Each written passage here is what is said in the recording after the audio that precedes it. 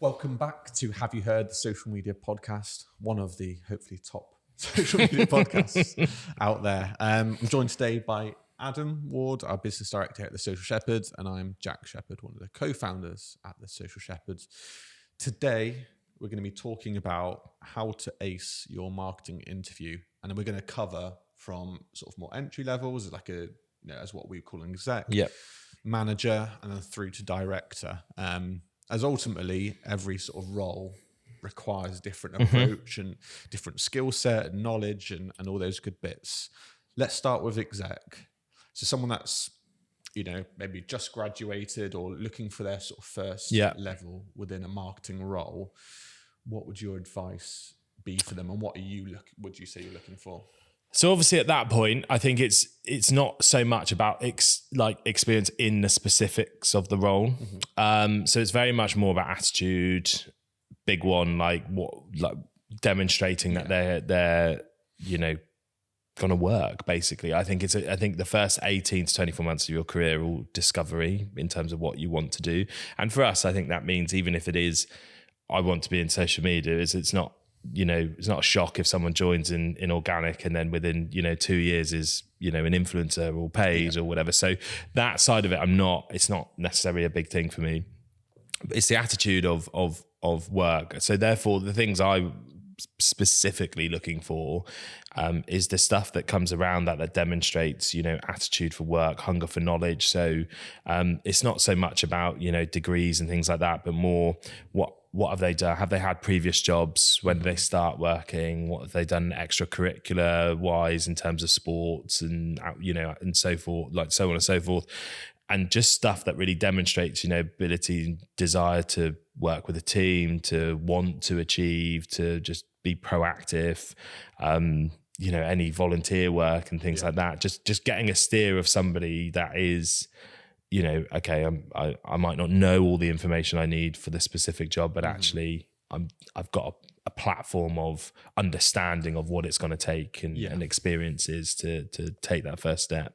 For me, it's like adding to that is like everyone can say I want to do a marketing job or in social media or whatever that looks like, but where have you shown that before? Similar to saying in volunteer, have you volunteered, or it could be a really small freelance client, it could be a local cafe. Have you reached out to them, offered to manage their socials for a period of time for free or for a small amount of money?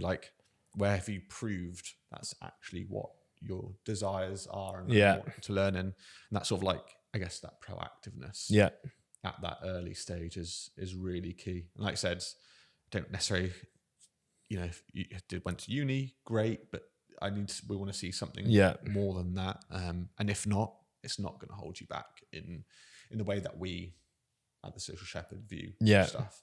Might be different in other places, and especially I don't look at which university you went to either. I think it is really that sort of desire and hunger to make marketing that place that you want to go to and really explore. But what have you done in the past that indicates that's actually your genuine desire? Not, I've been looking for jobs and applied to 100 and 20 of them were in marketing, but 80 were in something completely different as well.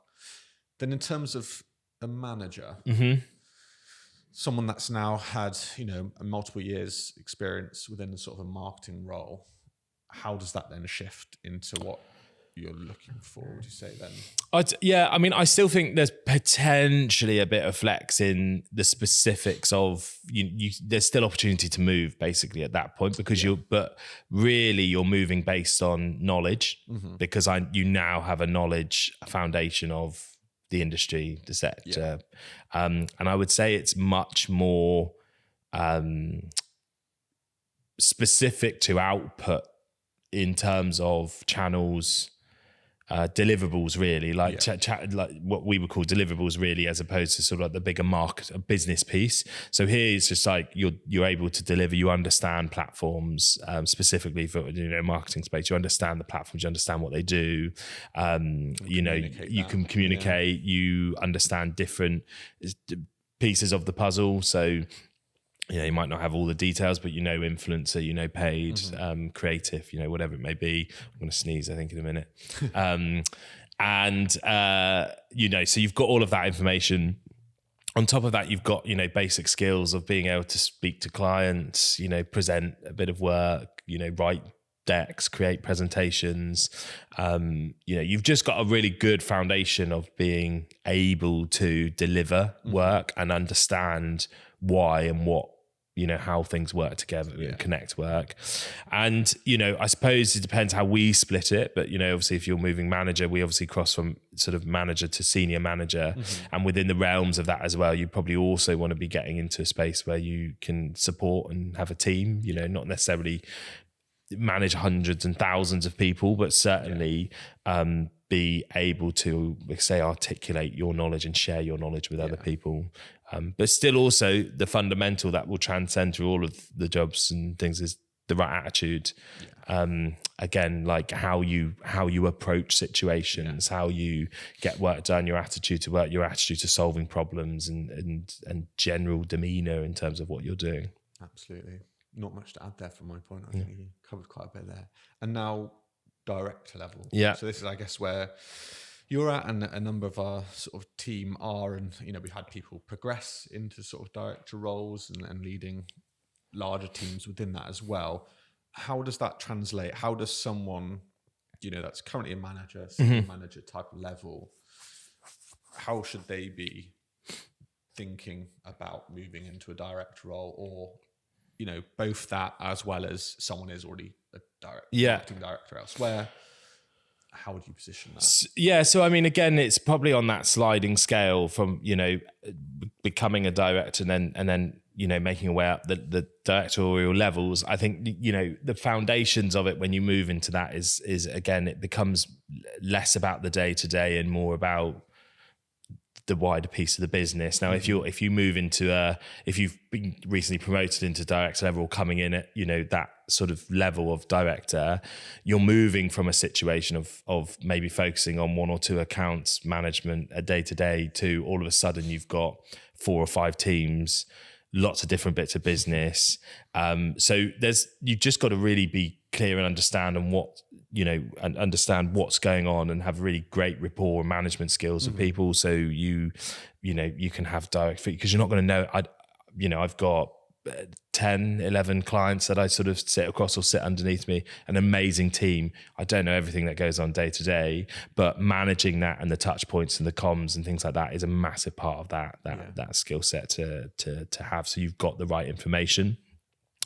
And at that point as well, you need to be proficient really in delivering, presentations, writing decks. It's got to be something you can just pick up and do. But also, I think at that point, like the great, this obviously makes me sound like I'm just writing my own, Tinder bio, but like great directors or, managers and people like that, I think are able to hold a room as well and like build trust with clients. And so, that comes from experience of knowledge, being confident in what you know, but also having a team around you to help and support that. When you shift away from the day-to-day, I think then you're moving into the realms of knowledge and experience of and an appetite to understand like wider business needs and comms and impacts and things, profit and loss, commercial side of things, why we build our capacity the way we do, why we charge what we do, how that works, how that impacts the business, also the impact of the other teams within the business and the processes and things like that. So it becomes a lot more on top of than in the business. And you're really trying then to find people and share knowledge and have experience of like, okay, well, how do I actually grow a business? Why do we make the decisions we do? For, whether that's pitches or work or, how you handle situations and so on. Yeah, you're more so like leading the ship, not manning the ship, I guess, in that sense. Allowing people to flourish within their roles, that, all those that sort of team management part. Just give them like key bits of nuggets where they can run with that and allow them to, flourish and be able to input their own spin on things. Or, deliverables are part of that, but and having that ability to just oversee and give that sort of bit of magic here and there across the board. But I think, commercial side is super important. The deeper meaning of like why we're doing stuff, just not in the trenches as such, but really what's the purpose and what we're trying to achieve by doing this, whether it's a marketing campaign or it's like the commercial side and how we build out that side. The one I suppose a big thing as well that I would add is like a thick skin, because and experience of like taking hits, because by that point it doesn't matter, and you're always going to get it. Something might not go right, or things like it doesn't matter if it was a fault which happened at the bottom, the middle, the top. At the end of the day, it's your piece of business, and you're the one that's gonna have to find a solution and get it stuck in. And it's frustrating, though the ability to be able to at that level, I think, understand and deal with that. Like, you've got to be in a position of like, okay, how do I solve this problem first? Then how do I deal with the problem or whatever it is? What's the solution? How do I ensure it doesn't happen again?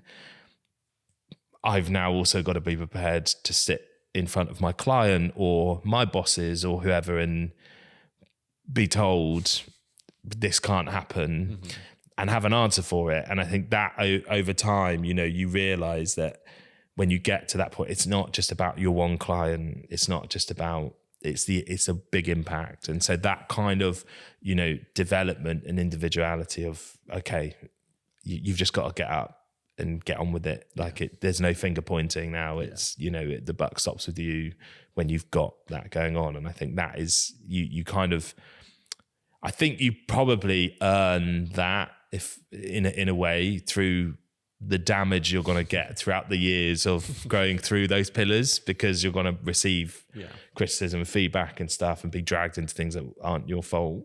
I hope that's a fair thing to say. I certainly feel, from my perspective that, I've been on both ends, and, you learn and take it through, but you get to that point. And I think that is when you want someone who comes in and can demonstrate all the good stuff. They can do this, they can do that, but you just look at them and think, okay, when something happens, you're going to not panic. It's not, you're not going to, it's, when a crisis happens or when something's going to be, you're going to sometimes get an earful and get, it's going to be difficult, but you're going to have the experience to be able to, exactly.